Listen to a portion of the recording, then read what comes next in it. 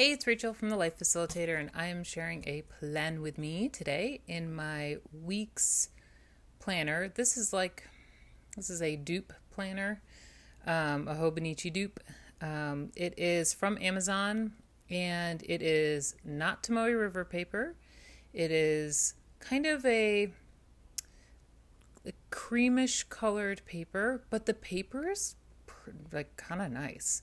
Um, it I have I have jumped in and out of this planner for a while, partly because it's undated, and so I wanted to show a plan with me with in this planner with the Cocoa Daisy Weeks sticker kit. It works beautifully. I really love this kit. I think the sticker kit is it. Dare I say it might be one of my favorite sticker kits. I think I find like the setting up of like the days of the week and the header and the footer just incredibly satisfying, and then just kind of filling in all the other details.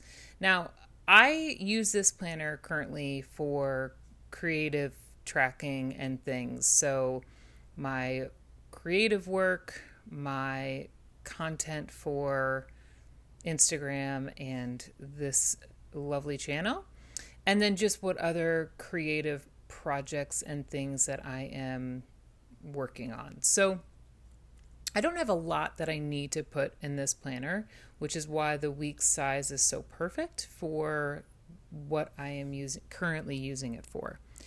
And so I find I have plenty of stickers to work with. I'm going to have to do this again. This was so fun. These are the little vellum washi strips. They're meant to go horizontally, but I just had an itch to put them vertically, and I did, and I love it. And I kind of love that it's like two pieces of washi together to split up this side of the page. I use this for I do put events in here, so like meetings or things that basically I'll put anything in here that will determine if I'm going to be at home or not, or like available or not for longer term, like longer projects that I would be doing.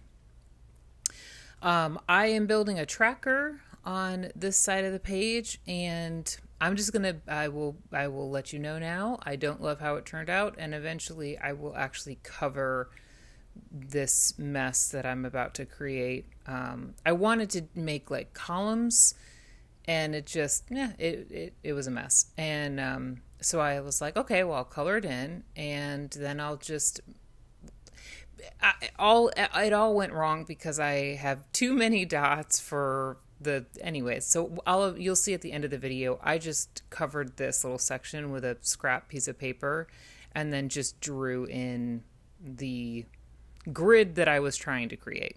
Ugh, awful. Don't worry about it. It'll be gone at the end of the video. And then on the left side of the page, I like to add what my focus is creatively for the day, if I have one.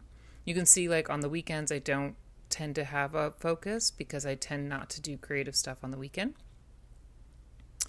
And yeah, so the last little bit I'm going to do is some stamping, and I can actually stamp in this planner, which I love, and I can stamp with distressed oxide ink, which I also love. So this planner is, I think, I honestly think this is probably one of the best alternatives to the Hobonichi Weeks. I plan to do a Hobonichi Weeks alternative video.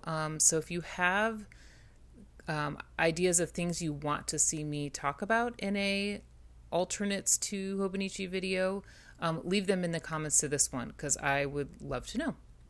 But yeah, did a little bit of stamping, and I always forget how tricky it is to make leaves look like they're not just, like a leaf cluster not look, how to make it look natural, but also like planned. I think it turned out okay. An example of more made better, in my opinion. And then I'll use a little bit of stamping on this side. I don't love how it turns out, so I will stamp onto a sticker from the classic sticker kit, and then I will be done. So I hope you enjoyed this video. If you did, give it a thumbs up. If you have questions or things you want to know about planning in the week size with this kit, let me know. Thanks for watching, and I'll see you in my next one. Bye!